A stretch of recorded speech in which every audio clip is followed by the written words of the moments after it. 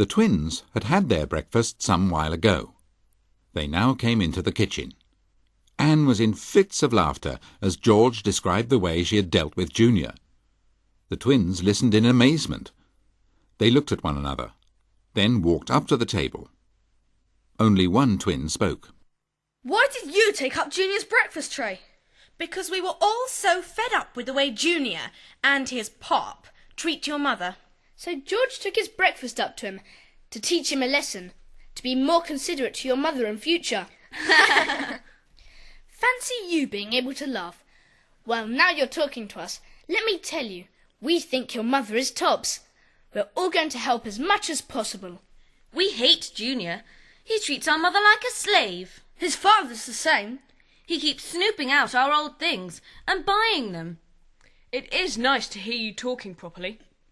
Now, would you mind telling us which is which? Well, don't tell Junior then. You can always tell me by the scar on my hand. See? I'm Harry. Hello. That's nice to see you all so friendly. Mother, Junior's not going to have breakfast in bed anymore. Oh, why not? The story had to be told all over again. Mrs. Philpot threw back her head and laughed.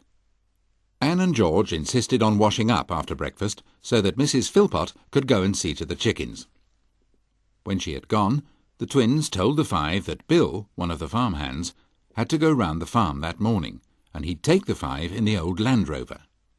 It was all arranged, and while they were waiting, Julian and Dick with Timmy helped the twins to repair the chicken houses.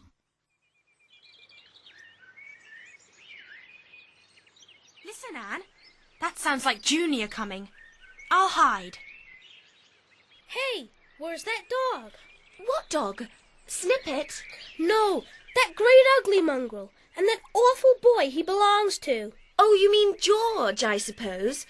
Look over there. Oh no, I'm off. We shan't have much trouble with him in the future. That's the Land Rover. Come on. Buck up. Down, Timmy. Aren't the twins coming? No, they be busy. Hey you, wait, I'm coming. Jump down, Timmy. Go to him. Oh no, call him off.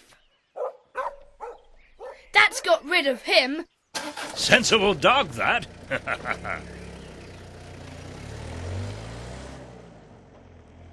The five thoroughly enjoyed their ride over the big farm. Bill told them the names of the great fields as they passed them. Name after name came from his lips, and it seemed as if the sight of the fields he loved and knew set his tongue going. At last the Land Rover came to a stop near the farmhouse.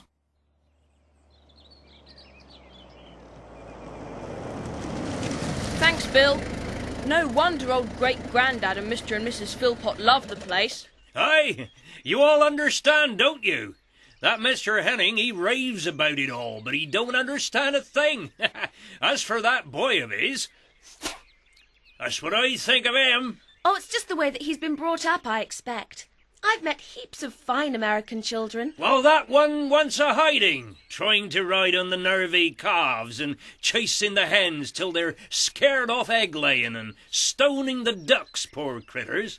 I'd like to shake him till his bones rattled. Don't you worry any more about Junior. We'll keep him in order while we're here. Goodbye, Bill. I'm starving. Let's go down to the village dairy. Good idea. Come on. That was a good trip. I somehow feel more English for having seen those Dorset fields. I like Bill. He's so solid and real. He belongs to the land, just as the land belongs to him. They're one. Anne has discovered what farming really means. Right, here we are. Ah, so you're here again. Mum's made some macaroons this morning. Great! We'll have a plateful, please. And an ice cream each. How do you like it at Mrs. Philpot's? Very much. We've been all over the farm this morning in the Land Rover. Did Bill take you? He's my uncle. Yes, he was most interesting. Does he like macaroons? Oh, yes. Right. Put 6 in a bag for me. I'll give them to him in return for the ride. That's right down nice of you. My uncle's been on Finniston farm all his life. You ought to get him to tell you about Finniston Castle before it was burnt down. Finniston Castle? We didn't see any ruined castle. Oh no, you wouldn't see anything. It was burnt right down. There's some pictures of it in a shop down the road. Let's go and see. I'll come with you. All right, I'll settle up and we'll see you back at the farm. Come on, George. I'd like to look at the horse brasses while we're in the shop. It's just here. Why, hello, you two. Are you going in? Good morning, Mr. Henning. Yes, we are. That man and his boy. I'm upset. I'm always upset when people want to buy our beautiful things and take them out of the country. Now... It's all right, Mr. Finniston. I just wanted to look at those lovely old horse brasses. We're staying at Finniston Farm. Ah, then you've met my great friend, dear old Jonathan Philpot. Is that the twins' father? Oh, no, it's old great-granddad. I'm a descendant of the owners of the castle, you know, the one that was burnt down. Tell us about the castle. I didn't see a single stone when we went round the farm this morning. No, you wouldn't. Through the centuries, people have taken the old stones for building walls. It was a long time ago. How long?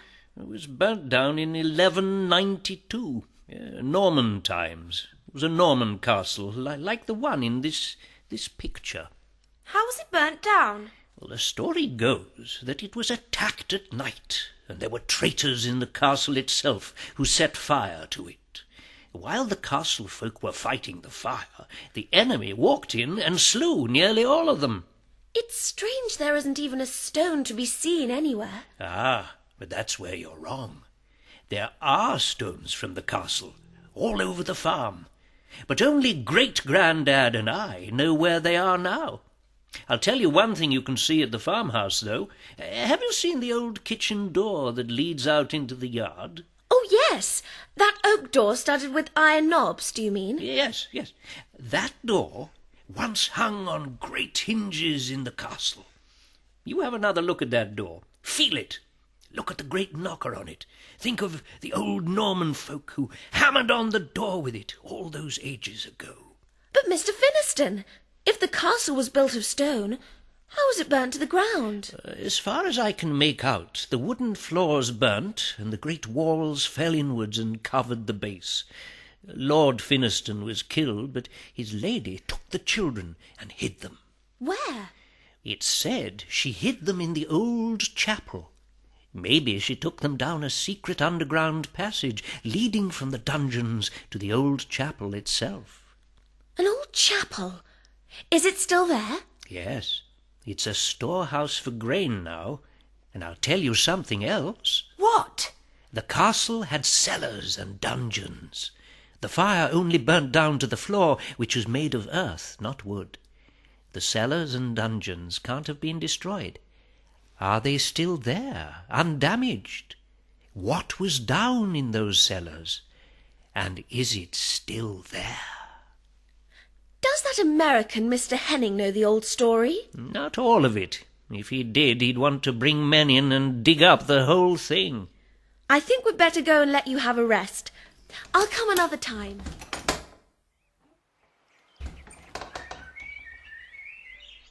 My word! I just can't wait to get back to the farm and tell the boys.